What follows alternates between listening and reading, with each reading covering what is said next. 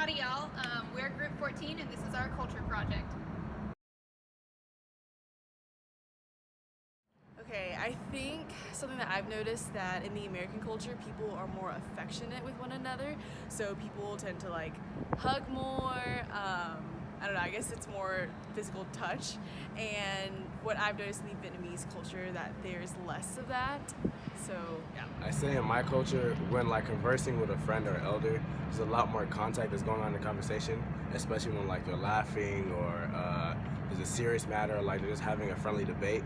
In U.S. culture, I've noticed that people tend to like keep a certain distance, especially when handling business or just talking with friends. But Nigerian culture, I know like with my best friend, like we'll be talking, like we'll be hitting on each other, laughing or whatnot, just just casual conversation like that. In Argentina, people are in close proximity with each other. So when you greet, you hug, 2 kisses on either side of the cheek, shake hands, and people are just very close and they're speaking to each other and look eye to eye.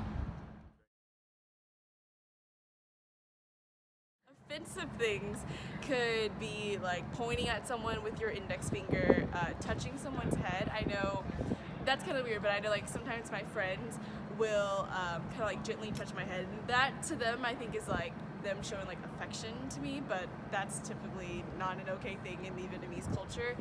Yeah, disrespecting your elders is really big. Like I said, like when it comes to being or talking and addressing someone that's older than you, there's a lot of respect that really has to go into that. And when we start going against that respect, it's like a really big taboo thing to do, And also, I know there's certain gestures that like people might do just to, like, like I remember one time I was trying to scratch my nose with my mouth, and my grandma was like, "Oh, that's disrespectful when someone's talking to you and you're trying to like you're moving your mouth around. It's like you don't really care what they're saying. Like just shut up." Well, religion's really important in our culture. So anything really mocking like the church, so like especially like in Halloween they have like priest costumes and nun costumes, like stuff like that would be found offensive. When it comes to Nigerians, I noticed that we like to bargain a lot, even like in the professional business place. And surprisingly, it works. Both sides eventually benefit from what they're bargaining for. I haven't really done a lot of business with Nigerians, but just seeing what my parents do, or in their conversations, or my aunts and uncles, I said a lot more bargaining happens in place of business than in the U.S. where like there's a contract. Well, of course it's still formal to have contracts and all that stuff, but there's more, like it becomes more social than it is just formal or business-like.